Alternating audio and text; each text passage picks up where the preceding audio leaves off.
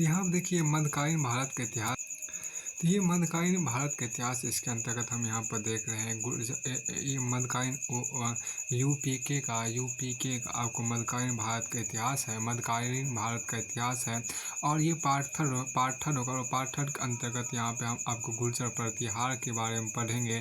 गुर्जर प्रतिहार the Gurjar प्रतिहार के बारे में पढ़ते हैं। तो आइए इसको शुरू करते हैं। यहाँ पे देखिए गुर्जर प्रतिहार का जो बात यहाँ पर किया गया है उसको देखिए। सबसे पहले गुर्जर प्रतिहार का राजनीतिक इतिहास जानने प्रयत्न कीजिए। इसका जो राजनीतिक इतिहास रहा है उसको हम समझने का प्रयास करते हैं। यहाँ पे इसका जो राजनीतिक इतिहास आपको रहा तो उसको हम समझने का प्रथम प्रयास यहाँ पर करते। इसमें देखिए कि राजनीतिक इतिहास के अंतर्गत हम आपको यहाँ पर देखते हैं। देखिए क्या कि गुर्जर प्रतिहारों का गुर्जर प्रतिहारों का उल्लेख आपको बौख के जोधपुर यहाँ पर देखिए बौख के जोधपुर अभिलेख में मिलता है। बौख के जोधपुर अभिलेख में मिलता है। विद्वानों के अनुसार हुन्नों के साथ भारत में गुर्जर आए। विद्वानों के अनुसार आपको हुन्नों के साथ भारत में गुर्जर आए एवं पंजाब से राजपूताना तक प्रसारित हो गए उनके देखिए उनके पूर्वज लक्ष्मण ने रामचंद्र के द्वार पर प्रतिहार का कार्य किया, जिसके फलस्वरूप उन्हें गुर्जर प्रतिहार कहा गया। गुजरानवाला देखिए गुजरानवाला गुजरगढ़ गुजर खान गुजरान जैसे नाम उनके अस्तित्व एवं लोकप्रियता को स्पष्ट करते हैं। अब यहाँ पे एक खास बात जो आपको कही गई है। देखिए गुर्जर प्रतिहारों का उल्लेख बौख के जोधपुर अभिलेख में मिलता है। विद्वानों के अनुसार हुनों के साथ भारत में गुर्जर आए एवं पंजाब से राजपूताना तक प्रसारित हो गए। उनके पूर्वज लक्ष्मण ने रामचंद्र के द्वार पार अर्थात प्रतिहार का कार्य किया, जिनके फलस्वरूप उन्हें गुर्जर प्रतिहार कहा गया। गुजरानवाला गुजरगढ़ गुजर खान गुजरान जैसे नाम उनके अस्तित्व एवं लोकप्रियता को स्पष्ट करते हैं। अब इसके गुर्जर प्रतिहार के प्रमुख शासक की बात करते हैं। गुर्जर शासक की बात करने से शासक विस्तृत व्याख्या करने से हम जानते हैं कि कौन शासक इस काल में हुए थे। इसमें आप ये कह सकते हैं गुर्जर प्रतिहार में कि प्रथम जो शासक हुए आपको नागभट्ट प्रथम थे, जो कि नागभट्ट प्रथम थे। दूसरा आपको वत्सराज थे। नागभट्ट प्रथम आपको 730 से 756 ईस्वी तक। दूसरा आपको वत्सराज जो कि 783 से 715 ईस्वी तक रहे। और तीसरा आपको नागभट्ट द्वितीय थे, जो कि आपको 795 से 833 ईस्वी पूर्व तक रहा। और चौथा आपको मिहिर भोज था, जो कि 836 से 889 ईस्वी तक रहा। फिर आपको आगे यहाँ पर देखिए जो आपको कहा उसमें आगे आपके यहाँ पर है कि महेंद्र पाल प्रथम थे, जो कि आपके यहाँ पर देखिए महेंद्र पाल प्रथम आपके यहाँ पर देखिए क्या कि महेंद्र पाल प्रथम थे, जो कि 890 से 910 ईस्वी तक रहे। और महेंद्र पाल अलग थे, जो कि 890 से 910 ईस्वी तक रहे। और महिपाल प्रथम थे, जो कि 912 से 900 ईस्वी तक रहे। उसके बाद महिपाल के बाद आपके यहाँ पर देखिए महिपाल तक ही आपको रहा। तो अब हम यहाँ पे इस बात को देखते हैं कि अब इसका प्रमुख शासक जो नागभट्ट प्रथम थे, नागभट्ट प्रथम जो कि 730 से 756 ईस्वी तक रहे, उसके बारे में हम जानते हैं। देखिए गुर्जर प्रतिहारों का पहला एवं प्रतापी शासक नागभट्ट प्रथम था। मिहिर भोज की ग्वालियर प्रशस्ति के अनुसार इस शासक ने अरबों को परास्त कर मालवा से गुजरात तक अपनी सीमा का विस्तार किया। राष्ट्रकूटों के साथ भी नागभट्ट प्रथम का संघर्ष हुआ। बाण के हर्षचरित एवं चालुक्य राज पुलकेशिन द्वितीय के एहोर अभिलेख में नागभट्ट प्रथम का उल्लेख किया गया है। अब की वत्सराज का आपको जीवन काल 783 ईस्वी पूर्व से लेकर 783 ईस्वी से लेकर 715 ईस्वी तक रहा। वत्सराज का आपको जीवन काल 783 ईस्वी से लेकर 715 ईस्वी तक रहा। गुर्जर प्रतिहारों का दूसरा प्रतापी शासक वत्सराज था। गुर्जर प्रतिहारों का दूसरा प्रतापी शासक जो था वह वत्सराज था। वत्सराज ने पाल शासक धर्मपाल को पराजित किया था। राजस्थान के मध्य भाग तथा उत्तरी भाग के पूर्वी भाग पर उसने अधिकार किया। राष्ट्रकूट शासक ध्रुव ने उसे पराजित कर भागने पर मजबूर कर दिया। राष्ट्रकूट शासक ध्रुव ने उसे पराजित कर भागने पर मजबूर कर दिया था। देखिए राष्ट्रकूट शासक ध्रुव ने उसे पराजित कर भागने पर मजबूर कर दिया था। नागभट्ट द्वितीय, देखिए नागभट्ट द्वितीय जो यहाँ पर कहा गया, नागभट्ट द्वितीय ने 755 ईस्वी से, नागभट्ट द्वितीय का शासनकाल आपको 795 से 833 ईस्वी तक रहा। नागभट्ट द्वितीय का शासनकाल आपको 795 ईस्वी से लेकर 833 ईस्वी तक रहा। अब के नागभट्ट द्वितीय, यहाँ भी ये समझने का प्रयास कीजिए कि आपको ग्वालियर प्रशस्ति के अनुसार नागभट्ट द्वितीय ने आंध्र सिंध विदर्भ आंध्र सिंध विदर्भ कलिंग वत्स मत्स्य एवं अरबों से संघर्ष कर उन पर अधिकार कर लिया था।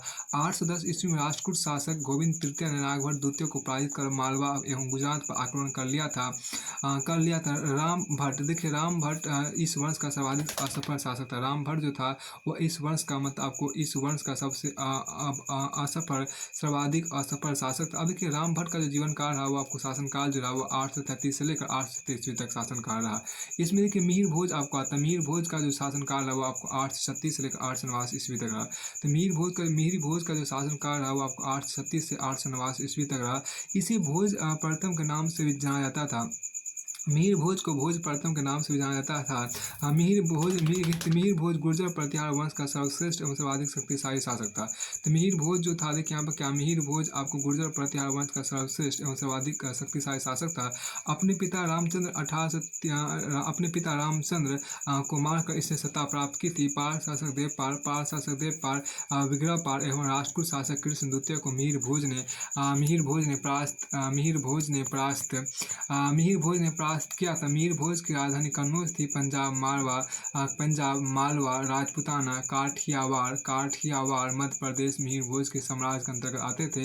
अरब यात्री सुलेमान के अनुसार वह अत्यधिक सैन्य शक्ति वाला एवं अरबों का दुश्मन शासक था। अभिलेखों में उसे आदि वाराह की उपाधि प्रदान की, मतलब मिहिर भोज को अभिलेखों में आदि वाराह की उपाधि प्रदान की गई है। इसमें देखिए आपको जो उसके पिता थे, मतलब मिहिर भोज के जो पिता रामचंद्र, उसका जो शासनकाल है वो आपको 833 से लेकर 836 ईस्वी तक आपको रहा। अब आगे यहाँ पर देखिए इसमें जो खास बातें आपको देखिए, महेंद्र पाल प्रथम जिसका शासन आपको 890 से लेकर 910 ईस्वी तक रहा। महेंद्र पाल प्रथम जो था जिसका शासनकाल आपको 890 ईस्वी से लेकर 910 ईस्वी तक रहा, उसको देखिए।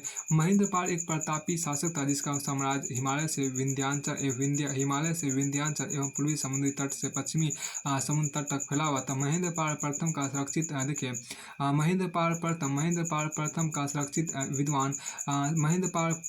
सुरक्षित विद्वान राजशेखर था। महेंद्र पाल प्रथम का सुरक्षित विद्वान राजशेखर था। राजशेखर ने कर्पूर मंजरी प्राकृत नाटक बाल रामायण काव्य मीमांसा बाल भारत प्रचंड पांडव साल भंजिका हर विलास भुवन कोश की रचना की थी। ये आपके यहाँ पर देखिए राजशेखर आपको कर्पूर मंजरी प्राकृत नाटक बाल रामायण काव्य मीमांसा बाल भारत प्रचंड पांडव साल भंजिका हर विलास भुवन कोश की रचना की थी। अब हम देखिए जो आपको बात कही गई वो आपका महिपाल प्रथम की बात करते हैं। देखिए महिपाल प्रथम जो था आपको 912 ईस्वी महिपाल प्रथम का जो शासनकाल रहा वो आपको 912 ईस्वी से लेकर 940 ईस्वी तक आपको रहा। देखिए गुर्जर प्रतिहार वंश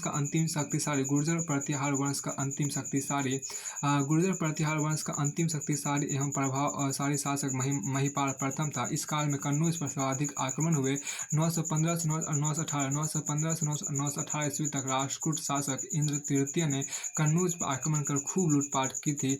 गुर्जरों की मदद के राष्ट्रकूट वंश के शासक आगे आए, तथापि गुर्जर प्रतिहार वंश का अनवरत विघटन होने लगा था। विकृत परिस्थितियों में भी आपको दोआब, बनारस, ग्वालियर, काठियावाड़ पर महिपाल प्रथम ने अधिकार कर लिया था। अब देखिए गुर्जर प्रतिहार वंश का पतन देखिए, महिपाल की मृत्यु होते ही गुर्जर साम्राज्य के पतन का आरंभ हो गया था। महिपाल प्रथम के बाद महेंद्रपाल द्वितीय, देवपाल, विनायकपाल देव, विजयपाल आदि अयोग्य शासकों ने गुर्जर राजवंश को संभाला। इस विकृत परिस्थितियों का लाभ उठाकर राष्ट्रकूट, पाल, चालुक्य, चंदेल, कलचुरी, परमार, गुहिल, चौहान सब ने स्वतंत्र राज्यों का स्थापित कर लिया। गुर्जर वंश के गुर्जर वंश के राज्यपाल शासक गुर्जर वंश के राज्यपाल शासक के दौरान गुर्जर वंश के राज्यपाल शासक के दौरान 118 ईस्वी में कन्नौज पर महमूद गजनवी ने आक्रमण कर दिया। राज्यपाल भाग गया और चंदेल शासक गंडदेव ने उसे मार दिया। राज्यपाल भाग गया और चंदेल शासक गंडदेव ने उसे मार दिया।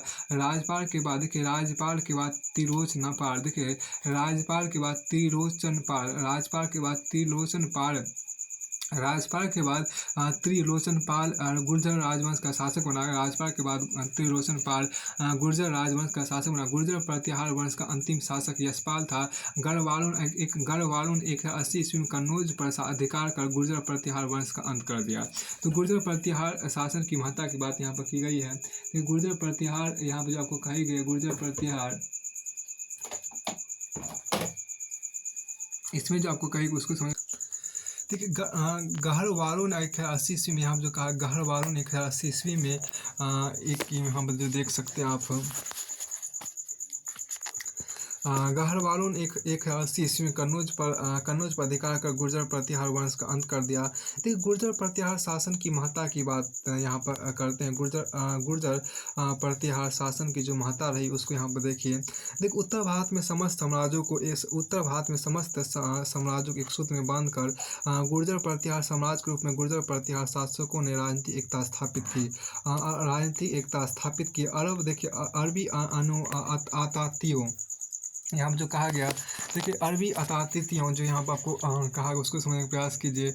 अरबी यहाँ पर देखिए क्या अरबी जो यहाँ पर थोड़ा सा कहा गया अरबी अतातियों यहाँ पर जो था एक चीज़ आपको यहाँ पर कहा गया। देखिए यहाँ पर जो उत्तर गुर्जर प्रतिहार शासन की जो महत्ता है उसको यहाँ पर देखिए।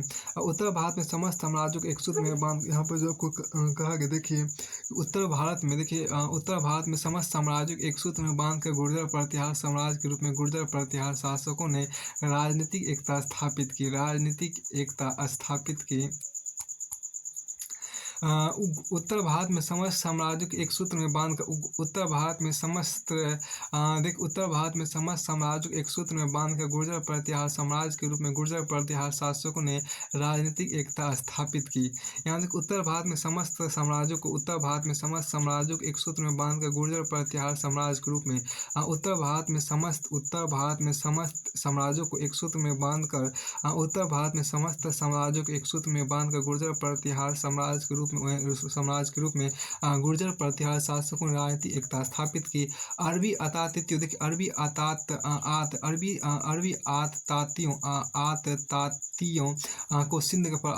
आततातियों को सिंध पर आने से रोकने का श्रेष्ठ कार्य गुर्जर प्रतिहारों ने किया।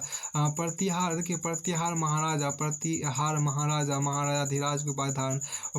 महाराजाधिराज को उपाधि धारण करते थे।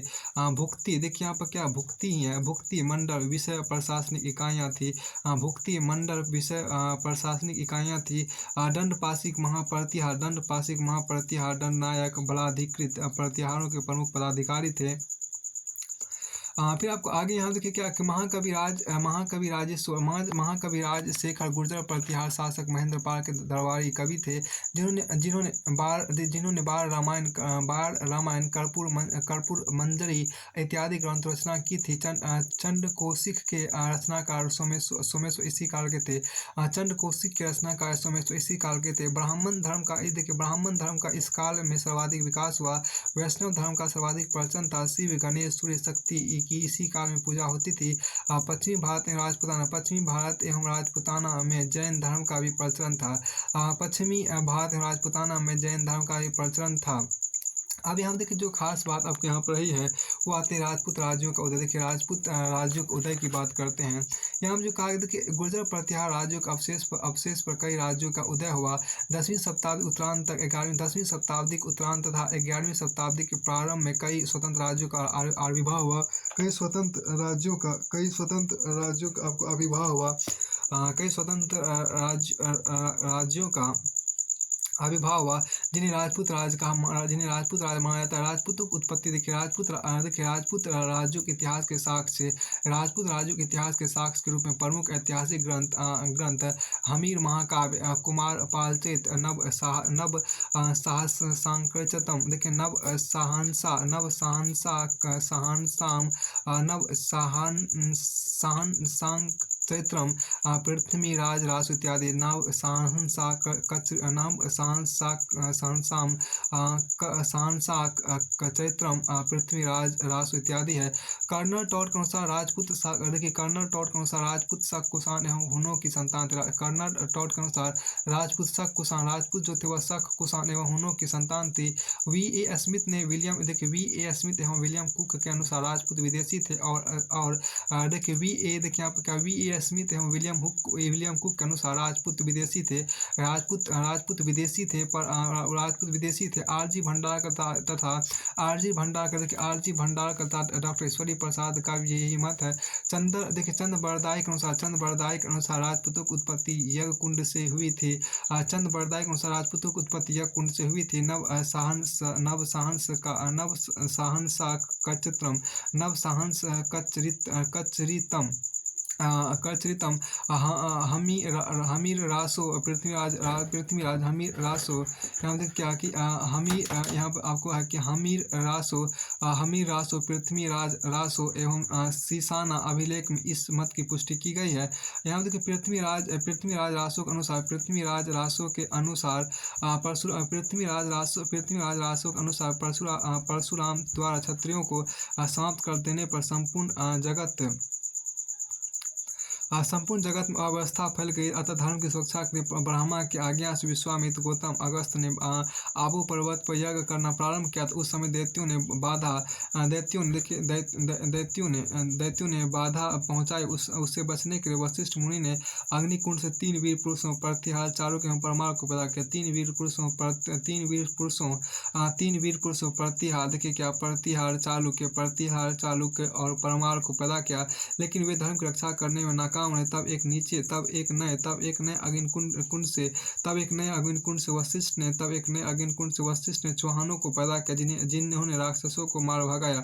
यह कथा आपको नव सहनसा कचरितम, हमीर रासो, पृथ्वीराज रासो एवं सीसाना अभिलेख में भी वर्णित है। प्रतिहार राष्ट्रकूट, सिसोदिया एवं चालुक अपना संबंध राम या कृष्ण के साथ जोड़ते हैं। देखिए यहाँ जो कहा गया प्रतिहार राष्ट्रकूट, सिसोदिया एवं चालुक अपना संबंध राम या कृष्ण के साथ जोड़ते हैं। यहाँ जो कहा गया देखिए प्रतिहार राष्ट्रकूट, देखिए हम जो आपको कहा गया प्रतिहार राष्ट्रकूट सिसोदिया, प्रतिहार राष्ट्रकूट सिसोदिया एवं चालुक अपना संबंध राम या कृष्ण के साथ जोड़ते हैं। प्रतिहार राष्ट्रकूट सिसोदिया, प्रतिहार राष्ट्रकूट सिसोदिया एवं चालुक अपना संबंध राम या कृष्ण के साथ जोड़ते हैं। जी.एच. ओझा एवं जी.एच. ओझा एवं सी.वी. वेद के अनुसार राजपूत वैदिक कालीन क्षत्रियों को संतान थे। देखो जी.एच. यहाँ देखो जी.एच. ओझा, देखिए जी.एच. ओझा एवं सी.वी. वेद, जी.एच. ओझा एवं सी.वी. वेद के अनुसार राजपूत वैदिक कालीन क्षत्रियों की संतान थे। देखिए जी.एच. ओझा एवं सी.वी. वेद के अनुसार राजपूत वैदिक कालीन क्षत्रियों की संतान थी। डॉक्टर दशरथ शर्मा एवं विशव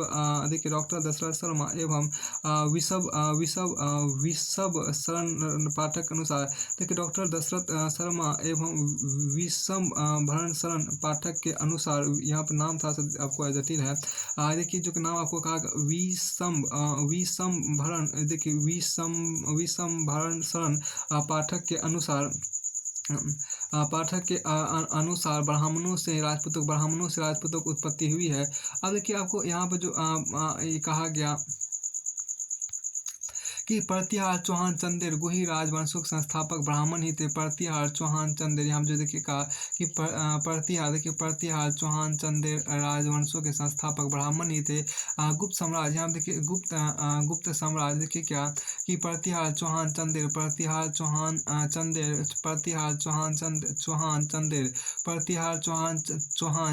गुही राजवंशों के संस्थापक ब्राह्मण ही थे। गुप्त साम्राज्य देखिए यहाँ पर क्या, गुप्त साम्राज्य, गुप्त उत्तर काल में गुप्त साम्राज्य एवं गुप्त उत्तर काल में अरबों के आक्रमण से बचने के लिए ब्राह्मण ने शास्त्रों से शस्त्र धारण करना प्रारंभ कर दिया था। तो अब देखिए फिर प्रतिहार चौहान चंदेल गुही राजवंशों के संस्थापक ब्राह्मण ही थे। गुप्त साम्राज्य एवं गुप्त उत्तर काल में अरबों के आक्रमण से बचने के ब्राह्मणों ने शास्त्रों से शस्त्र धारण करना प्रारंभ कर दिया था। V.A. स्मिथ के अनुसार राजपूत प्राचीन आदिम जातियों को देखिए V.A. स्मिथ के अनुसार आपको राजपूत प्राचीन आदिम जातियों गोंड भार खरवार आदि के वंशज थे। गुर्जर प्रतिहार वंश की स्थापना हरिश्चंद्र नामक ब्राह्मण शासक ने की थी। गुर्जर प्रतिहार वंश की स्थापना हरिश्चंद्र नामक ब्राह्मण शासक ने की थी। देखिए यहाँ पर आपको महत्वपूर्ण राजपूत राज की बात आपको यहाँ पर की गई है। महत्वपूर्ण राजपूत राज जो आपके यहाँ पर है वो 11वीं-12वीं शताब्दी के दौरान प्रमुख राजपूत राज्यों पर निम्नलिखित राजवंशों का शासन था। 11वीं-12वीं शताब्दी के दौरान प्रमुख राजपूत राज्यों पर निम्नलिखित राजवंशों का शासन था। देखिए गढ़वाल वंश की बात, गढ़वाल वंश के संस्थापक यशो विग्रह थे। गढ़वाल वंश के जो संस्थापक थे वह आपको यशो विग्रह थे। गढ़वाल वंश के जो संस्थापक थे वह यशो विग्रह थे।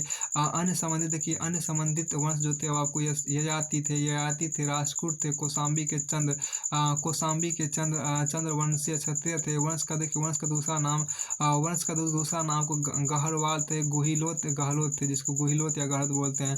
वंश का दूसरा नाम को क्या गहरवाल थे या गुहिलोत या गहलोत थे। और स्थापना स्थल जो थे मिर्जापुर की पहाड़ियों में गहरवाल वंश के प्रमुख शासक आपको राजा चंद्रदेव थे। 180 से 185 के मध्य और राजा चंद्रदेव के दौरान के उल्लेखनीय तथ्य पहला देखिए यहाँ पर क्या राष्ट्रकूटों से कन्नौज को मुक्त कर अपनी राजधानी वाराणसी से कन्नौज को बनाया और राष्ट्रकूट वंशीय सामंत गोपाल को पराजित किया। संपूर्ण उत्तर देखिए यहाँ पर क्या कि संपूर्ण उत्तर प्रदेश पर आधिपत्य किया। गढ़वाल शासक चंद्रदेव के विषय में चंद्रावती अभिलेख में वर्णन मिलता है। वह काशी, कन्नौज, अयोध्या, इंद्रप्रस्थ जैसे धार्मिक स्थलों का संरक्षक था। राजा चंद्रदेव शांति व्यवस्था का संरक्षक था। अब देखिए गढ़वाल वंश का दूसरा शासक यहाँ जो कहा उसको समझने का प्रयास करते हैं। देखिए यहाँ पर जो गढ़वाल वंश का दूसरा शासक जो था वो आपको मदन पाल था, जो कि 1104 से लेकर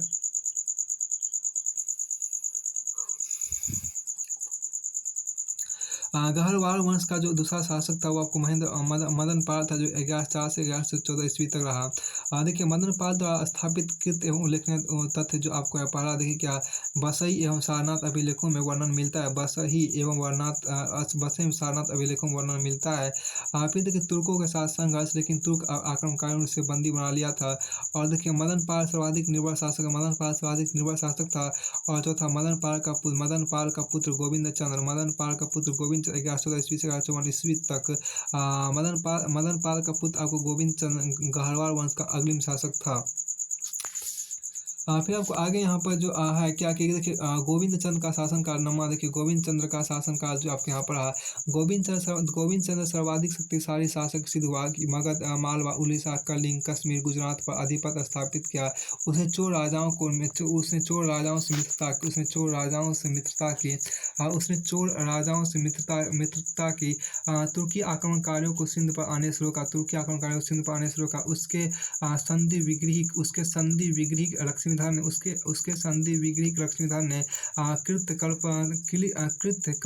कल्पतरु की रचना इसी काल में की थी। उसके देखिए क्या उसके संधि विग्रही लक्ष्मीधर ने कृत कल्पतरु की रचना इसी काल में की थी। रानी कुमार देवी के सारनाथ अभिलेख में बनारस वासियों को तुर्की आततियों से बचाने कारण उसे हरि का अवतार कहा गया। देखिए यहाँ पर रानी कुमार देवी के सारनाथ अभिलेख में बनारस वासियों को तुर्की आततियों से बचाने कारण उसे हरि का अवतार कहा गया। विजय चंद्र उसका उत्तराधिकारी शासक था। और विजय चंद्र का शासन का आपको 1154 से 1170 ईस्वी तक रहा। मगध पर विजय प्राप्त की तथा चौहान शासक विशल देव द्वारा पराजित हुआ। यहाँ देखिए जो कहा कि आपको मगध पर विजय प्राप्त की तथा चौहान शासक विशाल देव द्वारा पराजित हुआ। फिर इस दौरान दिल्ली का प्रदेश गढ़वालों के हाथों से निकलकर चौहान शासकों के पास चला। इस दौरान दिल्ली का प्रदेश आपको गढ़वालों के हाथों से निकलकर चौहान शासकों के पास चला गया। इसका उत्तराधिकारी शासक जयचंद्र था। आपको जयचंद्र का जीवन काल 1154 से 1127 ईस्वी तक हो गया। गहरवाल वंश का अंतिम महान शासक था। जयचंद्र जो था वह गहरवाल वंश का अंतिम महान शासक था। मतलब ये चाहिए कहिए कि इस दौरान आपको दिल्ली का प्रदेश गढ़वालों के हाथ से निकलकर चौहान शासकों के पास चला गया। इसका उत्तराधिकारी शासक जयचंद्र 1154 से 1127 ईस्वी तक था। गहरवाल वंश का अंतिम महान शासक था। सॉरी, एक मिनट रुकिए। यानी कि आपको यहाँ पर देखिए जयचंद का शासन का यहाँ देखिए जयचंद जो था आपको गढ़वालों के पास था। गढ़वालों का शासक था। देखिए जयचंद का इससे एक मिनट के थोड़ा सा यहाँ पर दिक्कत हो रहा है। विजय चंद का शासन का यहाँ पर देखिए पहली बात जो कहा गया उसको समझिए। गोविंद चंद का तो हम समझे कि गोविंद चंद का शासन का जो पहला आपको यहाँ देखिए क्या गोविंद चंद ने सर्वाधिक शक्तिशाली शासक सिद्ध हुआ। मगध, मालवा, उड़ीसा, कलिंग, कश्मीर, गुजरात पर अधिपत्य स्थापित किया। और गोविंद चंद ने चोर राजाओं से मित्रता की। तो गोविंद चंद्र ने तुर्की आक्रमणकारियों को सिंध पाने शुरू कहा। और गोविंद चंद्र उसके संधि विग्रह लक्ष्मीधर ने कृत करपत्र की रचना इसी काल में की थी। देखिए उसके संधि विग्रह लक्ष्मी गोविंद चंद्र के संधि विग्रह लक्ष्मीधर ने कृत करपत्र की रचना इसी काल में की थी। और रानी कुमारी के साथ सारनाथ अभिलेख में बनारस वासियों को तुर्की आतताइयों से बचाने के कारण उसे हरि का अवतार मतलब क्या गोविंद चंद्र को हरि का अवतार कहा गया। अब देखिए गोविंद चंद्र का उत्तराधिकारी जो था विजय चंद्र था। और विजय चंद्र का जीवन काल जो था 1154 से 1127 ईस्वी तक रहा। विजय चंद्र उसका आपको गोविंद चंद्र का उत्तराधिकारी शासक था। अब देखिए आपको विजय चंद्र की बात, विजय चंद्र का शासनकाल में क्या हुआ। विजय चंद्र का शासनकाल मगध पर विजय प्राप्त की तथा चौहान शासक विशाल देव द्वारा पराजित हुआ।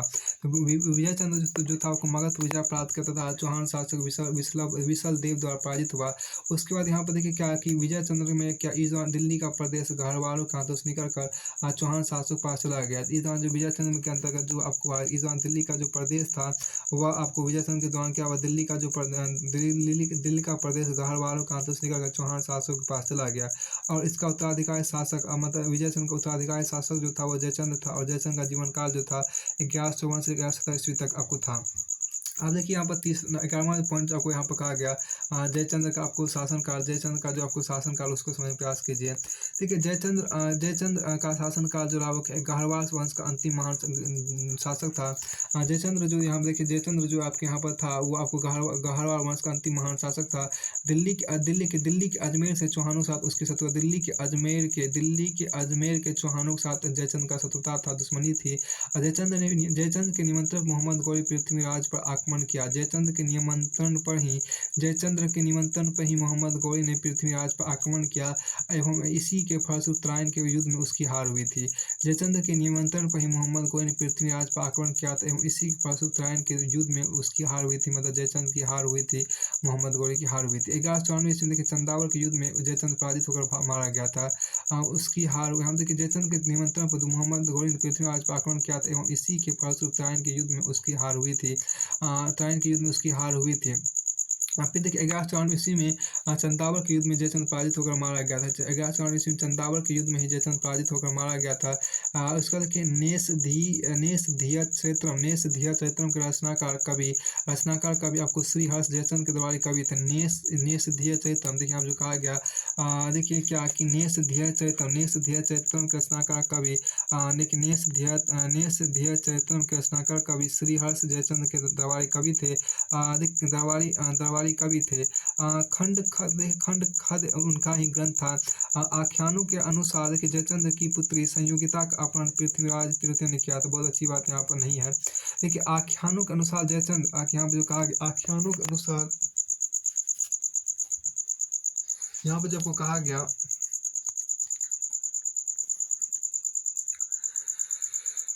आख्यानों के अनुसार जयचंद्र की पुत्री संयोगिता का अपहरण पृथ्वीराज तृतीय ने किया था। देवगिरी के यादवों, देखिए देवगिरी के यादवों गुजरात के सोलंकियों, देखिए देवगिरी के यादवों गुजरात के सोलंकियों गुजरात के सोलंकियों एवं तुर्की के हारने पर विजय की खुशी में उसने राजसूय यज्ञ किया था। देखिए देवगिरी के यादवों गुजरात के सोलंकियों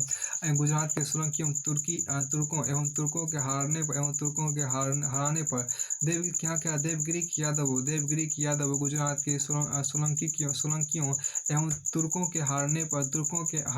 तुर्कों के हराने पर विजय की खुशी में उसने राजसूय यज्ञ करवाया था। राजसूय यज्ञ जयचंद्र ने करवाया था। 1225 ईस्वी में इल्तुतमिश ने तुर्की सत्ता की स्थापना कर गहरवार वंश का अंत कर। देखिए 1225 ईस्वी में इल्तुतमिश ने तुर्की सत्ता की स्थापना कर गहरवार वंश का अंत कर दिया था।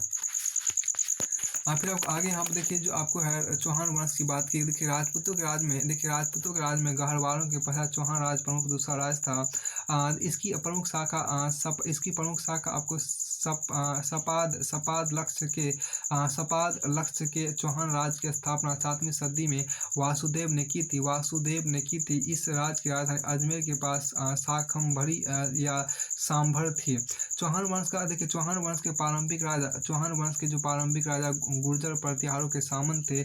चौहान वंश के प्रारंभिक राजा जो थे वो गुर्जर प्रतिहारों के सामंत थे। 10वीं शताब्दी के लगभग, देखिए यहाँ क्या 10वीं शताब्दी के यहाँ जो कहा गया क्या कि 10वीं शताब्दी चौहान वंश के प्रारंभिक राजा गुर्जर प्रतिहारों के सामंत थे। 10वीं शताब्दी के लगभग वाकपति राज प्रथम ने प्रतिहारों से मुक्त होकर स्वतंत्र राज की स्थापना की थी। वाकपति राज के पुत्र सिद्धराज ने चौहान वंश की सत्ता उत्तराधिकारी के रूप में संभाली थी। सिद्धराज ने महाराजा धीराज की उपाधि धारण की थी। वाकपति राज के पुत्र सिद्धराज ने चौहान वंश की सत्ता उत्तराधिकारी के रूप में संभाली थी। सिद्धराज ने महाराजा धीराज की उपाधि धारण की थी। चौहान वंश के शासक अजय राज ने अजमेर नगर को बसाया था। चौहान वंश के जो शासक थे अजय राज ने अजमेर नगर को बसाया था। इसी वंश के शासक अर्णोराज ने अजमेर पर आक्रमण करने वाले तुर्कियों को परास्त किया था। देखिए चौहान वंश के शासक अजय राज ने अजमेर नगर को बसाया था। चौहान वंश के शासक अजय राज ने अजमेर नगर को बसाया था। इसी वंश के शासक अर्णोराज ने अजमेर पर आक्रमण करने वाले तुर्कियों को परास्त किया था। फिर आपको आगे हम देखें क्या कि 1153 से 1164 ईस्वी के मध्य विग्रह राज चतुर्थ विशल देव ने चौहान वंश की सत्ता संभाली थी। 14वीं देखिए यहाँ पर 1153 ईस्वी के मध्य विग्रह राज चतुर्थ विशल देव जिसको विशल देव बोलते, विशल देव ने चौहान वंश की सत्ता संभाली थी।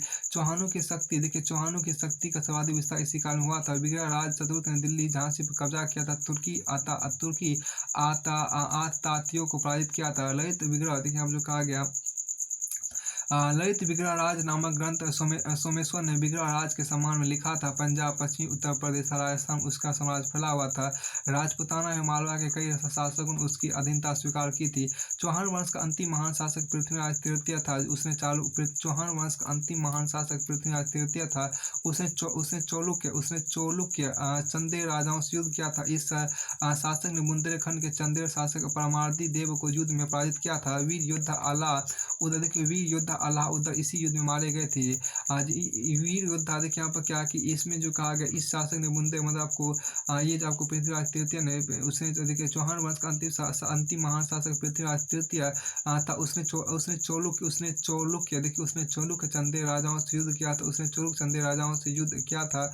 इस शासक ने आपको बुंदेलखंड के चंदेल शासक परमार्दी देव को युद्ध में पराजित किया था। वीर योद्धा अलाउद्दीन इसी युद्ध में मारे गए थे, जिनके ऊपर आल्हा कांड लिखा गया था। त्रायन के प्रथम युद्ध 1151 ईस्वी में, त्रायन का प्रथम युद्ध आपको 1191 ईस्वी में मोहम्मद गौरी पृथ्वीराज के हाथों परास्त होकर भाग गया था।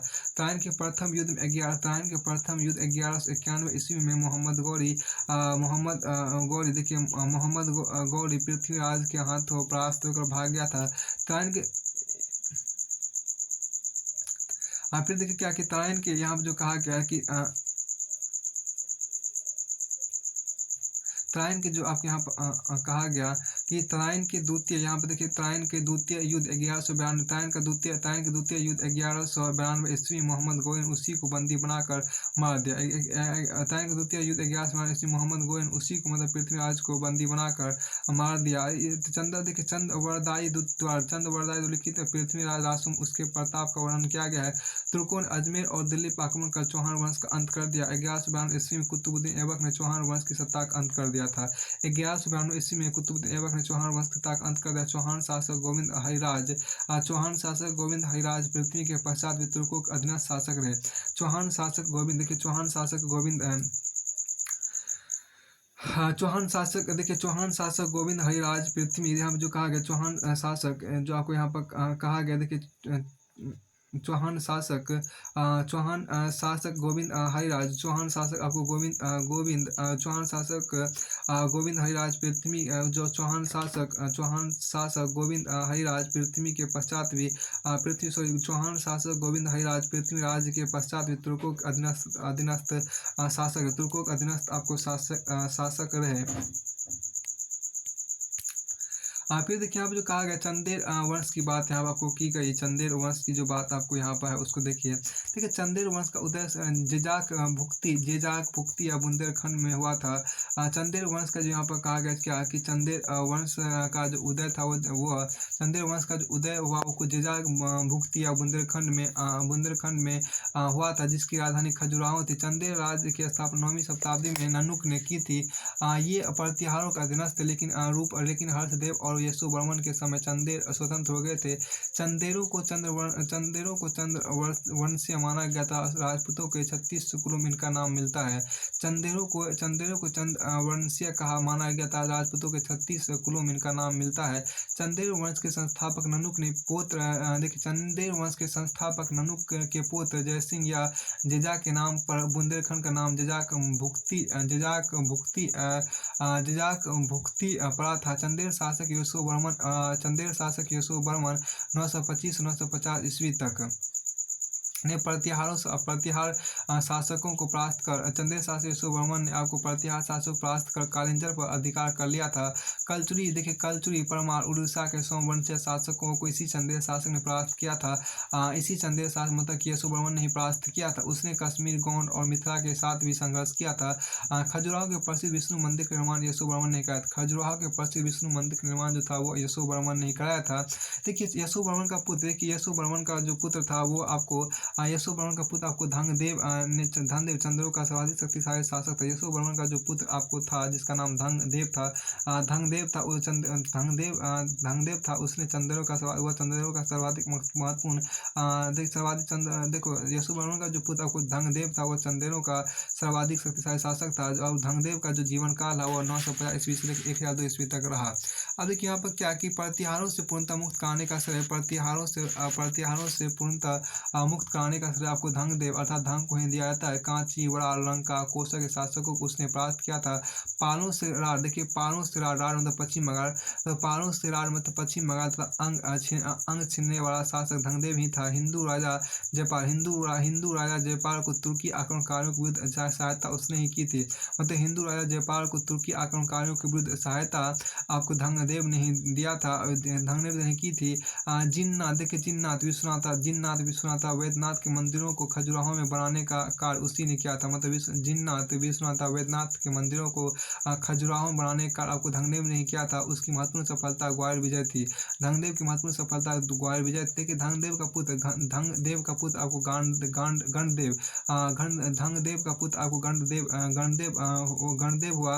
अगला धनदेव का जो पुत्र गणदेव था अगला चंदेल शासक बना और गणदेव का जीवन शासन का 1002 से लेकर 1019 ईस्वी तक रहा। कन्नौज के राजा, देखिए कन्नौज के राजा जयपाल की हत्या त्रिलोचन पाल को शासक गंडरदेव ने बनाया था।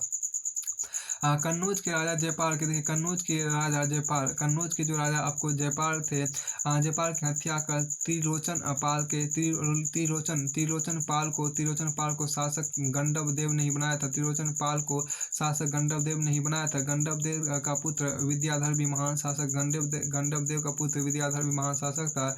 गंडव देव के, देखिए गंडव देव के पश्चात चंदेल वंश, गंडव देव के पश्चात चंदेल वंश में विजयपाल, गंडव देव के पश्चात चंदेल वंश, देखिए गंडव देव के पश्चात चंदेल वंश में विजयपाल देव वर्मन, गंडव देव के पश्चात चंदेल वंश में विजयपाल देव वर्मन, कृति वर्मन, सलछन वर्मन, गंड देव के पश्चात चंदेल वंश में विजयपाल देव वर्मन, कृति वर्मन, सलक्षण वर्मन, जय वर्मन, पृथ्वी वर्मन, मदन वर्मन इत्यादि अनेक शासक हुए। इनका इतिहास पर अधिक प्रभाव दृष्टिगोचर नहीं होता है।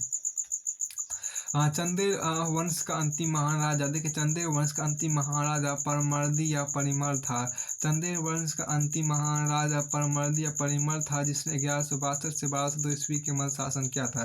परमर्दी के समय वीर योद्धा अलाउद्दीन इतिहास में उल्लेखनीय है। उसने अलाउद्दीन आपको क्या, देखिए यहाँ पर जो आपको कहा गया चंदेल वंश, देखिए चंदेल वंश का अंतिम महान राजा परमर्दी या परिमल था, जिसने 1162 से 1202 ईस्वी के मध्य शासन किया था। परमर्दी के विषय में वीर योद्धा अलाउद्दीन इतिहास में उल्लेखनीय है। उन्होंने पृथ्वीराज चौहान के साथ युद्ध किया था।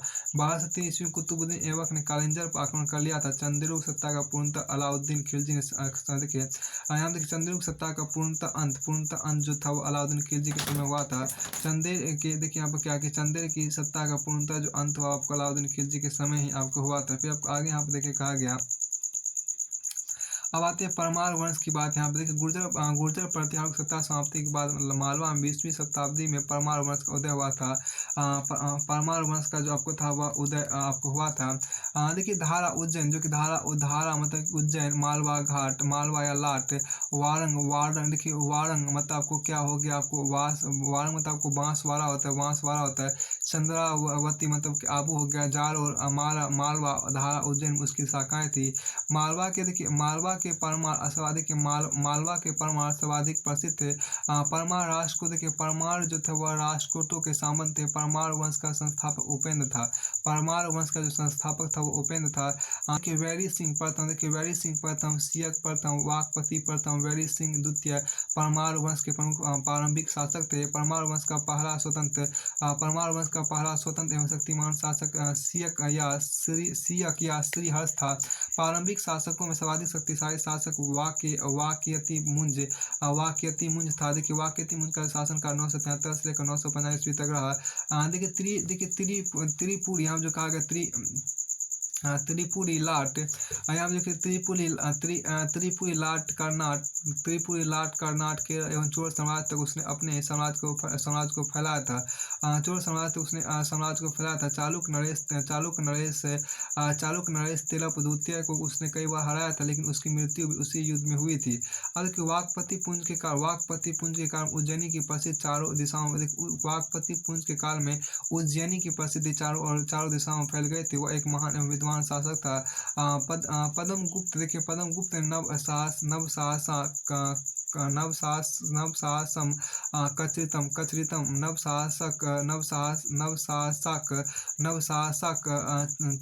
नवशासक चैत्रम धनंजय ने आपको 10 रूपक तथा धनिक ने यशो रूपावलोक की रचना इसी काल में की थी। मतलब पद्मगुप्त ने नवशासक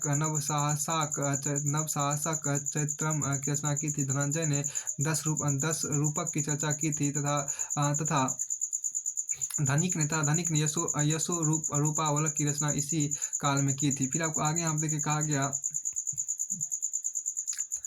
देखिए सिंधु राज, देखिए यहाँ जो कहा गया सिंधु राज 995 1000 ईस्वी, देखिए सिंधु राज 995 से 1000 ईस्वी तक आपको सिंधु राज परमार वंश का अगला शासक था। चौलुक्य राजा सत्याश्रय को उसने परास्त किया था। दक्षिण कौशल लाट एवं अपरांत से भी उसने युद्ध किया था। चालुक्य राजा मुंडराज ने युद्ध में उसे परास्त कर दिया था।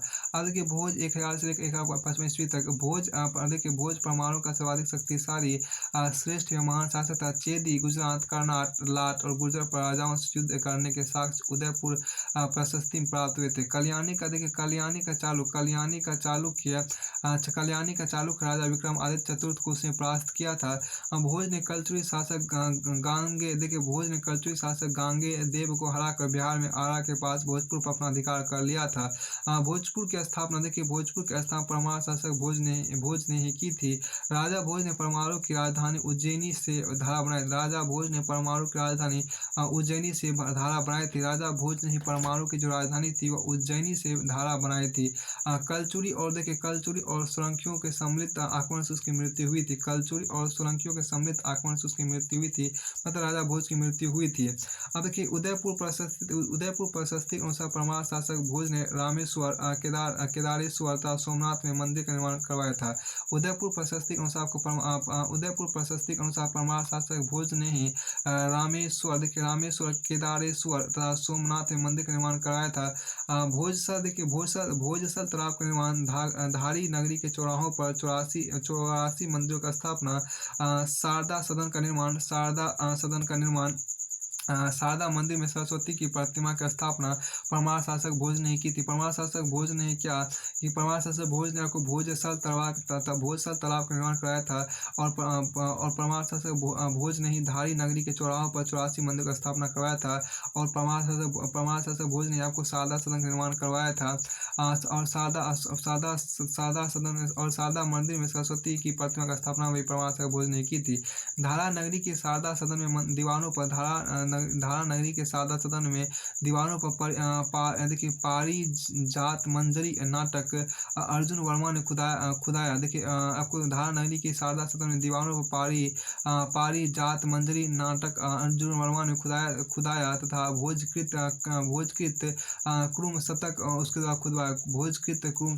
द्वारा खुदवाया गया था। राजा भोज ने सार्वभौम त्रिभुवन नारायण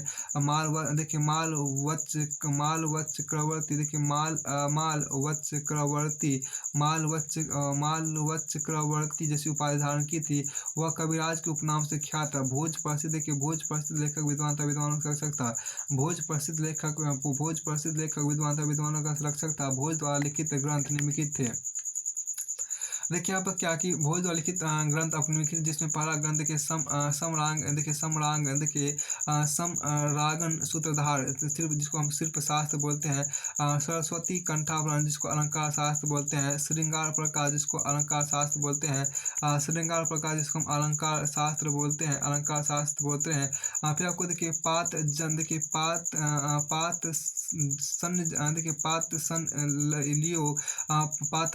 पातंजलि योग सूत्र वृत्ति योग शास्त्र जिसको बोलते हैं, पातंजलि देखिए यहाँ पर क्या कि पातन जल योग सूत्र वृत्ति जिसको योग शास्त्र बोलते हैं।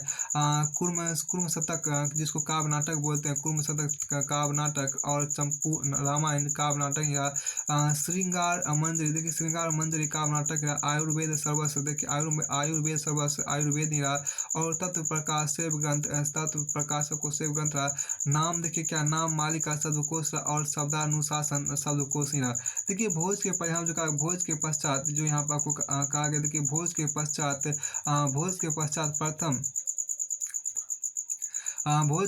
प्रथम जयसिंह उदयादित्य लक्ष्मदेव नरवर्मा यशोवर्मा जयवर्मन तथा लक्ष्मण वर्मन प्रमुख शासक हुए थे। आंतरिक दुर्व्यवस्था के फलस्वरूप 1233 ईस्वी मालवा पर इल्तुतमिश ने आक्रमण कर लिया था। मालवा से परमार शक्ति का पतन अलाउद्दीन खिलजी ने किया था। अब ये देखिए थोड़ा सा जयसिंह का जीवन काल आपको 1055 से लेकर 1170 ईस्वी तक।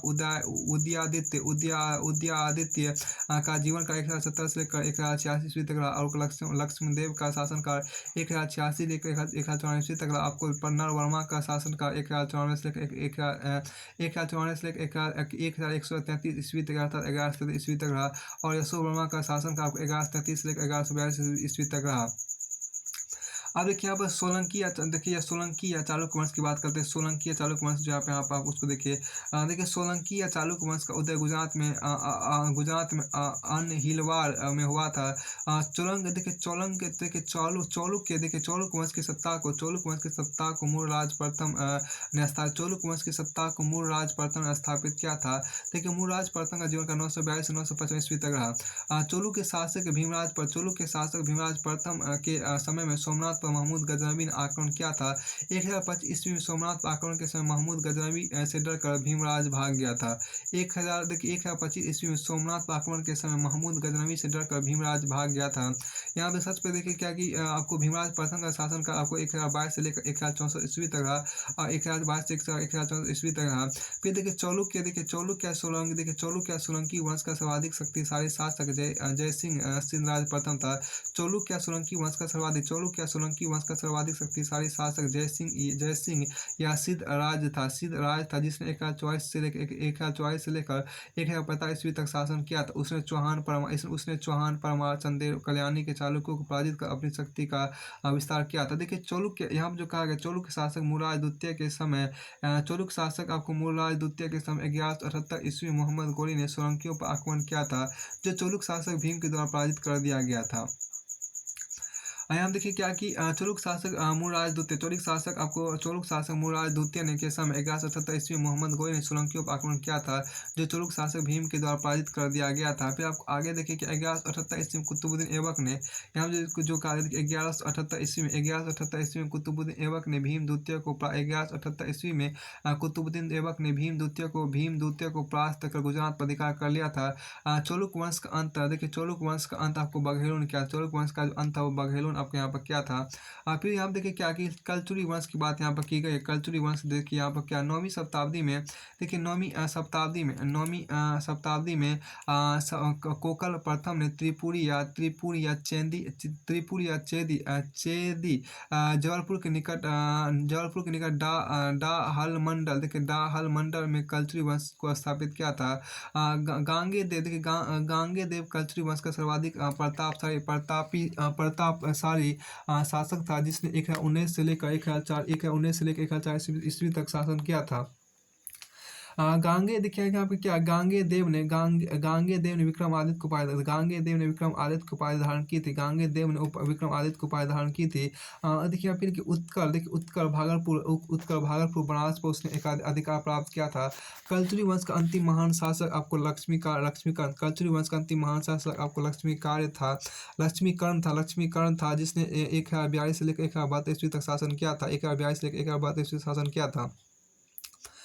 उसने चोल पांड्य एवं कुंतल शासकों को पराजित किया था। इलाहाबाद एवं पश्चिमी बंगाल पर उसने विजय प्राप्त की थी। 1211 ईस्वी में चंदेलों ने कलचुरी वंश की सत्ता को समाप्त कर दिया था। 1211 ईस्वी में चंदेलों ने कलचुरी वंश की सत्ता को समाप्त कर दिया था। फिर अब आगे हम देखें कहा गया क्या कि राजपूत राज्यों की प्रशासनिक समाज स्थिति की बात यहाँ पर की गई है। राजपूत राज्यों की प्रशासनिक एवं सामाजिक स्थिति की बात यहाँ पर थोड़ा सा कर लेते हैं। इसमें जब आपको कहा गया देखिए क्या कि नीति वाक्यामृत राजपूत प्रशासन की बात करते हैं। नीति वाक्यामृत वीर मित्रोदय फिर देखिए कृत कल्पत्रु मानसोल्लास ज्ञान पंचमी कथा राजपूत काल के प्रमुख ऐतिहासिक स्रोत हैं, जो राजपूत राज की प्रशासनिक व्यवस्था पर प्रकाश डालते हैं। राजपूत काल में गणतंत्र पूरी तरह समाप्त हो चुके थे। राजपूत काल मतलब कि 800 ईस्वी से लेकर 1200 ईस्वी तक राजपूत काल में गणतंत्र पूरी तरह समाप्त हो चुके थे। वंशानुगत अनियंत्रित एवं निरंकुश राजतंत्र गणतंत्र के स्थान पर स्थापित हो गए थे। राजा के हाथों में संपूर्ण शक्ति केंद्रित थी। मानसोल्लास देखिए यहाँ पर क्या कि मानसोल्लास के अनुसार राजपूत काल में राजा द्वारा स्वयं शासित शासन को सर्वोत्तम एवं मंत्रियों द्वारा नियंत्रित राज्य को निम्न कोटि का शासन माना जाता था।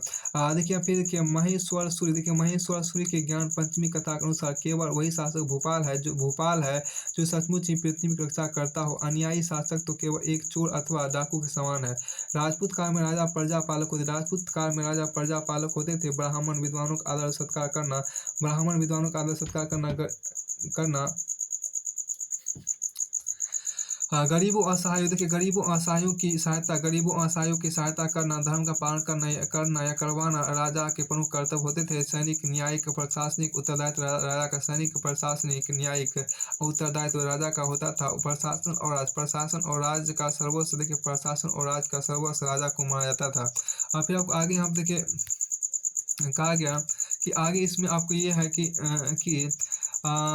इसके बाद आपको यहाँ पर एक देखिए कि राजतत्व और देवतत्व में सर्वाधिक घनिष्ठता इसी काल में परिलक्षित होती थी। महाराजाधिराज परमेश्वर परम भट्टारक सकल देखिए यहाँ पर क्या कि सामंत चक्र चूड़ामणि बहुत लंबा नाम है। सकल सामंत चक्र चूड़ामणि नारायण परम माहेश्वर आदि वरा गजपति त्रिकलिंगाधिपति हयपति नरपति त्रिविक्रम विक्रमादित्य इत्यादि उपाधियां राजा धारण करते थे।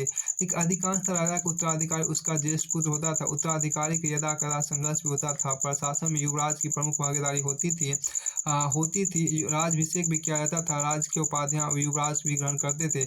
युवराज की अयोग्यता या कम उम्र के समय रानियां संरक्षिका बतौर शासन का भार संभालती थी। महिषी देखिए यहाँ पर क्या कि महिषी देखिए महिषी महादेवी रानियों की प्रमुख उपाधियां थी। महिषी महादेवी रानियों की प्रमुख उपाधियां थी। फिर देखिए यहाँ पर क्या गहरवार शासक मदनपाल की रानी पृथ्वीशिका गहरवार शासक मदनपाल की रानी पृथ्वीशिका पृथ्वीराज तृतीय चौहान वंशीय की माता कर्पूर देवी चालुक्य राजा जयसिंह सिद्धराज की माता मैनला देखिए यहाँ पर क्या कि मैनला देवी कश्मीर की रानी दीघा प्रमुख संरक्षिका शासिका थी। प्रशासन में राजा की सहायता के मंत्री होते थे। इसका पद वंशानुगत होता था। सामान्यतः ब्राह्मणों का ही मंत्री पद दिया जाता था। राजा मंत्री की सलाह मानने को बाद नहीं होता था। मंत्री परिषद में सामंत अधीनस्थ शासक महापुरोहित विभागीय प्रधान नियुक्त होते थे। देखिए यहाँ पर जो कहा गया मंत्री परिषद में मंत्री परिषद आपको सामंत अधीनस्थ शासक महापुरोहित विभागीय प्रधान नियुक्त होते थे। देखिए यहाँ पर क्या राजपूत कालीन यहाँ पर जो कहा गया राजपूत कालीन प्रमुख पदाधिकारी की बात की। देखिए प्रधानमंत्री जिसको प्रधान अमात्य या महामंत्री कहते थे। राजा जिसको राजा जो था उसको राजा का सर्वोच्च शासक था। राजा मतलब राज का सर्वोच्च शासक राजा बोलते थे। और महासंधि विग्रही जिसको क्या महासंधि विग्रही मतलब क्या केंद्रीय प्रशासन संबंध प्रमुख पदाधिकारी युद्ध और शांति का मंत्री। देखिए यहाँ पर क्या कि अक्ष पटलाधिकृत जो था वो राज्य के दस्तावेज विभाग का प्रमुख था। और अक्ष पटलिक जो था वह दस्तावेज विभाग के अधीनस्थ कर्मचारी थे। और भांड जो थे वो राजकोष का प्रधान था। और महाप्रतिहार जिसको हम दीवारी को बोलते हैं महाप्रतिहार जिसको दीवारी को बोलते हैं राजमार्ग का प्रमुख सुरक्षा पदाधिकारी को महाप्रतिहार या दीवारी कहा जाता था। और महादंडनायक मतलब क्या सैन्य विभाग का प्रधान को बोलते थे। धर्मस्थ मतलब क्या न्याय विभाग का प्रधान धर्मस्थ बोलते थे। और महापुरोहित मतलब क्या धार्मिक मामलों का प्रधान को महापुरोहित बोलते थे। मांडलिक मतलब क्या देखिए मांडलिक मतलब आपको मांडलिक मतलब क्या मंडल का जो प्रधान उसको मांडलिक बोलते थे। राष्ट्रपाल मतलब क्या राष्ट्र का प्रधान को राज्यपाल बोलते थे। और तंत्रपाल मतलब स्थानीय प्रशासक को तंत्रपाल बोलते थे। विषयपति को ही विषय या जिले का प्रधान बोलते थे। और ग्रामिक को ही क्या बोलते थे ग्रामिक को ही ग्राम का मुखिया बोलते थे। स्थानीय देखिए नगर का प्रमुख स्थानीय बोलते थे। कोटपाल को ही दुर्गों का रक्षक बोलते थे। और व्यवहारिक को ही प्रमुख न्यायाधिकारी बोलते थे। व्यवहारिक को ही क्या प्रमुख न्यायाधिकारी बोलते थे। और साधनिक को पुलिस अधिकारी बोलते थे। फिर आपको आगे यहाँ देखिए क्या राजपूतकालीन राज व्यवस्था की बात करते हैं। राजपूत काल में आय का मुख्य स्रोत भूमिकल था। राजपूत काल में आय का मुख्य स्रोत आपको भूमिकल था। राजपूत कालीन निम्नलिखित कर थे। राजपूत काल आपको निम्नलिखित कर थे जिसमें आपको यहाँ पर जो कहा गया सबसे पहले इसमें देखिए पहला कर देखिए भाग था, फिर उदंग था, फिर आपको धान्य था, फिर हिरण्य था, फिर दानी था, फिर भोग था, फिर शुल्क था, फिर आपको दशा अपराध था, और फिर आपको अस्कंधक था, फिर आपको मार्ग नख था, फिर प्रस्थ था, फिर आपको कल भिक्षा था, फिर चोलाक था, चोलाक के बाद आपको वैनी था, फिर आपको मयुत था, फिर लास्ट में आपको विष्टि थी। देखिए राजपूत काल में कर की मात्रा निश्चित, राजपूत काल में कर की मात्रा निश्चित नहीं थी, पैदावार के अनुसार घटाई और बढ़ाई जा सकती थी। हिरण्य और दानी, देखिए हिरण्य और दानी नकद वसूलने वाले कर, हिरण्य और दानी जो थे 4 और 5 में हिरण्य दानी है, वह नकद वसूलने वाला कर तथा विष्टि जो था बेगार के अंतर्गत आने वाला कर था, विष्टि बेगार के अंतर्गत आने वाला कर था। राज्य की आय का एक बड़ा हिस्सा, देखिए राज्य की आय का एक बड़ा हिस्सा राजा, उसके दरबार, सैनिक संगठन, युद्ध, शिक्षा, कला, विकास एवं दान पुण्य पर व्यय होता था। राज्य की आय का वो बड़ा हिस्सा राजा, उसके दरबार, सैनिक संगठन, युद्ध, शिक्षा, कला, विकास एवं दान पुण्य पर व्यय होता था। और फिर देखिए सैन्य व्यवस्था की बात यहाँ पर जो की गई है, देखिए राजपूत काल में, देखिए आप जो कहा कि राजपूत काल में सैनिक पदाधिकारी और नागरिक प्रशासन से जुड़े हुए होते थे। राजपूत काल में को सैनिक पदाधिकारी नागरिक प्रशासन से जुड़े हुए होते थे। राज्य की अस्थायी सेना कम होती थी। राजा अधिकतर सामंत एवं अधीनस्थों के सैनिकों पर आधारित होते थे। अभिलेखों में आपको दंडनायक, महाबलाधिकृत, पिलुपति, अश्वपति, महाअश्वपति, महायुद्धपति, प्रमुख सैन्य पदाधिकारियों का उल्लेख मिलता है। सैन्य व्यवस्था में दुर्गों, कोर्ट की भी भूमिका महत्वपूर्ण थी। कोर्ट पर इनका संरक्षण करते थे। सैनिकों के लिए स्कंदवार शिविर लगाए जाते थे। सेना में पैदल, हाथी, घोड़े की टुकड़ी भी होती थी। रथ एवं जल सेना भी होती थी। अरबी घोड़े सेना में रखे जाते थे। मध्य प्रदेश और राजस्थान ऊँट की टुकड़ियां भी सेना में होती थी। सैनिक पदाधिकारियों को सेवा के बदले भूमि, अनुदान, सामंती उपाधि प्रदान की जाती थी। फिर देखिए राजपूतकालीन सामंती व्यवस्था जो आपके यहाँ पर देखिए, राजपूत काल में आपको सामंत, भूपाल, भोक्ता, भोगिका, राजा, राजजनक, राजपुत्र, रानक, ठाकुर, महासामंत, मंडलिक, महासामंताधिपति, मंडलेश्वर इत्यादि उपाधि धारण करते थे। फिर आपको आगे यहाँ पर देखिए क्या कि सामंतों को प्रशासनिक व्यवस्था एवं सैनिक संगठन में सैनिक संगठन महत्वपूर्ण स्थान प्राप्त होता था। राज्य की ओर से सामंतों को कर मुक्त पूर्ण प्रशासनिक अधिकारों से भूमि और गौदान में दिए जाते थे। राज्य किसान एवं आम जनता के मध्यस्थों की क्रमबद्ध श्रृंखला सामंती वर्ग के नाम से पहचानी जाती थी। देखिए राज्य किसान एवं आम जनता के मध्यस्थों की क्रमबद्ध श्रृंखला सामंती वर्ग के नाम से पहचानी जाती थी। सामंतों का मुख्य कर्तव्य राजा को सेना उपलब्ध कराना, प्रशासनिक मामलों में सहयोग करना और कुछ हद तक न्याय व्यवस्था का स्थापित करना इत्यादि होता था। कई सामंत राजा के दरबार में ही रहते थे, जिनका राजकुल से वैवाहिक संबंध भी हो जाता था। फिर आपको आगे यहाँ देखिए क्या कि राजपूत कालीन भूमि व्यवस्था की बात यहाँ पर की गई है। देखिए राजपूत कालीन भूमि का स्वामी राजा होता था। वह किसानों से राजस्व लेता था। जमीन खेती करने के निम्न 2 वर्गों को प्रदान की जाती थी। पहला भूमिया वर्ग, देखिए भूमिया वर्ग जमीन पर पैतृक अधिकार रखने वाले कहते थे, और दूसरा गिरसिया वर्ग जो था जमीन पर संरक्षण का अधिकार रखने वाले किसानों के लिए जमीन लगान के बदले खेती करने के दी जाती थी। उनका उस पर पैतृक अधिकार नहीं होता था। कृषि कार्य शूद्र वर्ग करते थे। राजपूत काल में किसानों की 2 श्रेणियां थी। पहला था कुटुंबी स्वतंत्र किसान होते थे। श्रीन जो थे हिस्सेदार या बटाई वाले होते थे। कुटुंबी किसान, देखिए हम जो कहा गया कुटुंबी किसान कृषि के बदले राज्य को कई प्रकार के भूमि कर देते थे। श्रीन किसान, देखिए श्रीन हिस्सेदार होते थे। इनको पैदावार का 1/3 से 1/4 भाग मिलता था। 1/3 से 1/4 भाग मिलता था। फिर देखिए जमीन की माप, सिंचाई के साधन तक खाते रखने की प्रथा प्रचलित थी। जमीन की माप, सिंचाई के साधन तक खाते रखने की प्रथा प्रचलित थी। सिंचाई की व्यवस्था का पूर्ण उत्तरदायित्व स्थानीय प्रशासन का होता था। किसानों कर के अलावा स्थानीय अधिकारियों, सामंतों, सेनाओं की आवश्यकताएं पूरी करनी पड़ती थी। किसानों कर के अलावा स्थानीय अधिकारियों, सामंतों, सेना की आवश्यकताएं पूरी करनी पड़ती थी। कायस्थ और अक्ष पटलिक भूमि व्यवस्था में संलग्न पदाधिकारी थे। फिर यहाँ पे जो कहा कि उसको देखिए कि राजपूत काल में भूमि भूमि अनुदान में दी जाती थी। मंदिर हो, बौद्ध विहार हो, ब्राह्मण एवं वेतन के बदले भूमि का दान दिया जाता था। दान ग्रहीता को कर एवं सेवामुक्त भूमि ग्रहीता को कर एवं सेवामुक्त भूमि दी जाती थी। प्रतिहार देखिए प्रतिहार परमार पाल चंदेल गहरवाल अभिलेखों में भूमि दान को उल्लेख किया गया। फिर आपको यहाँ पे देखिए जो आपको खास बात आपको यहाँ पर कही गई है, राजपूतकालीन समाज की बात यहाँ पर देखिए की गई है। देखिए राजपूतकालीन देखिए इसमें जो कहा गया कि राजपूत के काल में यहाँ देखिए क्या कि राजपूत के काल में समाज वर्ण एवं जाति व्यवस्था पर आधारित था। राष्ट्रीयता से अधिक राजपूतों की सम्मान मर्यादा को अधिक महत्व दिया जाता था। मान मर्यादा अधिक महत्व दिया जाता था। फिर देखिए राजपूतकालीन समाज में भाईचारा एवं समानता देखने को भी नहीं मिलती थी। खुद दरबार के अनुसार राजपूतकालीन भी हिंदू समाज में निम्नलिखित 7 जातियां विद्वान थी। खुद दरबार के अनुसार राजपूतकालीन हिंदू समाज में निम्नलिखित 7 जातियां विद्वान थी। पहला जाति देखिए वर्ग, देखिए जिसमें आपको देखिए सब कुफरिया जो जाति थी वो आपको वो उसका जो वर्ग था वो क्षत्रिय वर्ग के अंतर्गत था। और ब्राह्मण जाति जो ब्राह्मण वर्ग के अंतर्गत, और कतारिया जाति जो थी आपको क्षत्रिय वर्ग के अंतर्गत थे।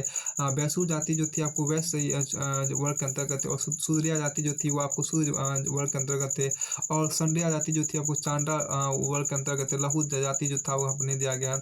फिर आपको आगे हम देखिए क्या कि अल इदरीसी देखिए हम जो कहा गया अल इदरीसी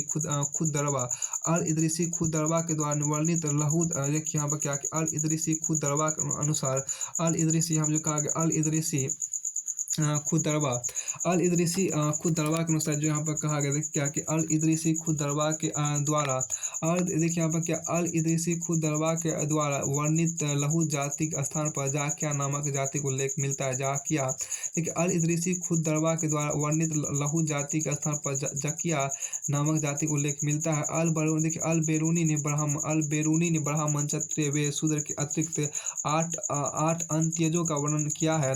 कलहन की राजतरंगी में 64 उपजातियों को उल्लेख किया गया है। देखिए राजपूतकालीन समाज में ब्राह्मणों का स्थान सर्वोच्च होता था। उसको राजनीतिक, सामाजिक, न्यायिक एवं आर्थिक विशेषाधिकार प्राप्त थे। फिर देखिए राजपूत ब्राह्मणों की रक्षा एवं सम्मान के लिए देखिए यहाँ पर क्या है कि राजपूत ब्राह्मणों की रक्षा एवं सम्मान के संरक्षण का कार्य करते थे। फिर देखिए मंत्री राजपुरोहित के रूप में ब्राह्मणों का चयन किया जाता था। ब्राह्मणों को करमुक्त भूमि एवं गौदान में दिए जाते थे। ब्राह्मणों के स्थान दूसरे स्थान पर बसाने के उल्लेख विभिन्न ऐतिहासिक स्रोतों में मिलते हैं। ब्राह्मण कई शाखाओं उपशाखाओं में विभक्त थे। फिर आपको आगे देखिए यहाँ कि क्षत्रियों का मुख्य कार्य राज्य करना एवं युद्ध करना था। क्षत्रियों का मुख्य कार्य आपको राज करना एवं युद्ध करना था। राजपूतों में इस समय जात्याभिमान की भावना थी। वे अहंकारी होते थे। राजपूतों का समय अक्सर भोग विलास, सामंतों से युद्ध करने एवं कला, साहित्य, धर्म को संरक्षण देने में व्यतीत होता था। वैश्य व्यापार व्यवसाय में संलग्न रहते थे। युद्ध शिल्प और सेवा के अलावा कृषि कार्य करने लगे थे। शूद्र जो था शिल्प और सेवा के अलावा कृषि कार्य करने लगे थे। ब्राह्मणों की सेवा करना उसका परम कर्तव्य माना जाता था। दास एवं अंत्यजों की हालत बेकार थी। समाज में छुआछूत, अस्पृश्यता की भावना विद्यमान थी। फिर आपको आगे यहाँ देखें क्या कि अस्पृश्यता, फिर देखिए क्या कि अस्पृश्य जाति, देखिए अस्पृश्य जातियाँ खंडाल जैसे लोग देखिए अस्पृश्य जातियाँ चांडाल जैसे लोग नगर की सीमा से बाहर रहते थे और सूचना देकर नगर में प्रवेश करते थे। विवाह अपनी जाति में ही होते थे। अंतरजातीय विवाह प्रतिबंधित थे। अनुलोम और प्रतिलोम विवाह होते अवश्य थे, लेकिन उन्हें कुत्सित समझा जाता था। राजपूतकालीन समाज में बाल विवाह, बहु विवाह, सती प्रथा एवं जोहर प्रथा का अस्तित्व विद्यमान था। राजपूतकालीन समाज में बाल विवाह, बहु विवाह, सती प्रथा एवं जोहर प्रथा का अस्तित्व विद्यमान था। राजपूतकालीन समाज स्त्रियों की हालत बेकार थी। राजवंश की स्त्रियां प्रशासनिक गतिविधियों में भाग लेती थी। धार्मिक अनुदान, कला, शिक्षा भी स्त्री प्राप्त करती थी, लेकिन समान स्त्रियों की यह सुविधा प्राप्त नहीं थी। गणिकाओं, वेश्याओं, देवदासियों का अस्तित्व था। स्त्रियों को चार दीवारी में ही रखा जाता था और भोग विलास की वस्तु समझा जाता था। स्त्रियों को चार दीवारी में रखा जाता था और भोग विलास की वस्तु समझा जाता था। फिर देखिए संपूर्ण समाज दो वर्गों में विभक्त हो चुका था, सुविधा भोगी एवं सुविधाविहीन समाज, सुविधा भोग एवं सुविधाविहीन समाज, राज प्रशासन एवं धर्म पर असुविधा भोगी। देखिए राज प्रशासन एवं धर्म पर सुविधा भोगी वर्ग का अधिकार था और सुविधाविहीन वर्ग का जीवन कष्टमय था, उसे सामंतों के अत्याचार सहने पड़ते थे। अब आगे देखिए इस राजपूत वादक के भारत पर तुर्की आक्रमण जो आपको उसको देखिए 11वीं-12वीं शताब्दी दौरान भारत पर तुर्कियों ने आक्रमण कर विजय प्राप्त की तथा तुर्की सत्ता को स्थापित किया था। तुर्की आक्रमण के नेतृत्व करने वाले दो नेता महमूद गजनवी और मोहम्मद गोरी थे। तुर्की आक्रमण के नेतृत्व करने वाले दो नेता महमूद गजनवी और मोहम्मद गोरी थे। महमूद गजनवी और मोहम्मद गोरी थे। कई इतिहासकारों के अनुसार भारत में तुर्की आक्रमण का प्रमुख कारण इस्लाम धर्म का प्रचार तथा मूर्ति पूजा को समाप्त करना था। कई इतिहासकारों के अनुसार देखिए भारत में तुर्की आक्रमण का प्रमुख कारण इस्लाम धर्म का प्रचार था, मूर्ति पूजा को समाप्त करना था। फिर आपको आगे यहाँ पर देखिए जो कहा इसमें एक इमेज आपको यहाँ देखिए बनाया गया क्या उत्तरी भारत में तुर्क आधिपत्य मतलब वास्तव की बात यहाँ पर की गई है। देखिए प्रोफेसर यहाँ पे जो कहा गया क्या कि प्रोफेसर हबीब निजामी के अनुसार तुर्की आक्रमणकारियों ने मध्य एशिया में विशाल साम्राज्य स्थापित करने के लिए भारतीय मंदिरों से धन लूट कर आर्थिक व्यवस्था के लिए आक्रमण किया था। तुर्की आक्रमण का प्रमुख कारण राजनीतिक परिस्थितियाँ भी थी। 11वीं-12वीं शताब्दी में संपूर्ण भारतवर्ष विभिन्न संघर्षों में था और उनकी संपन्नता विश्व में प्रसिद्ध थी। अतः उस पर अधिकार कर संपूर्ण मध्य एशिया में सत्ता की स्थापना तुर्की आक्रमणकारियों का प्रमुख लक्ष्य था। अब देखिए महमूद गजनवी का आक्रमण देखिए 10वीं शताब्दी में अब्बासी खिलाफत के पतन के बाद ताहिरीर सफाविद सम्मानित एवं बुद्ध नामक स्वतंत्र राज्य उदय हुआ था। सम्मानित राज्य की सत्ता समाप्ति के बाद अल्पगिन ने गजनी साम्राज्य की स्थापना की थी। अल्पगिन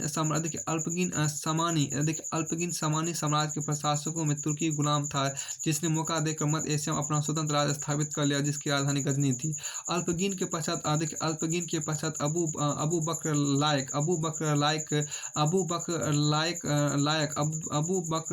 लायक गजनी वंश का शासक बना, जिसे अल्पगिन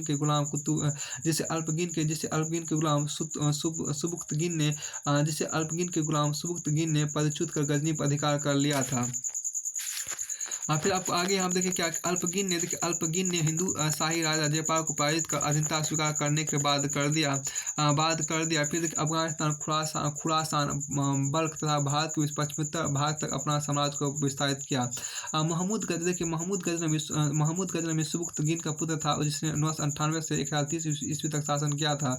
उसने सिस्तान के राजा को हराकर स्वयं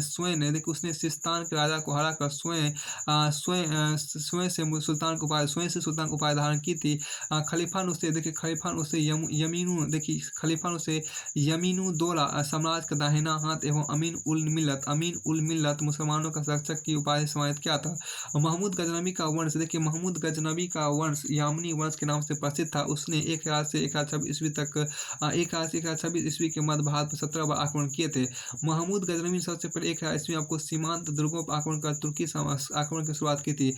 महमूद गजनवी ने सबसे पहले 1000 ईस्वी में सीमांत दुर्गों पर आक्रमण कर तुर्की आक्रमण की शुरुआत की थी। 1001 ईस्वी महमूद गजनवी ने हिंदू शाही राजा 1001 ईस्वी में महमूद गजनवी ने हिंदू शाही राजा जयपाल पर सेना के साथ आक्रमण किया था। 1001 ईस्वी में महमूद गजनवी हिंदू शाही राजा जयपाल पर सेना के साथ आक्रमण किया था।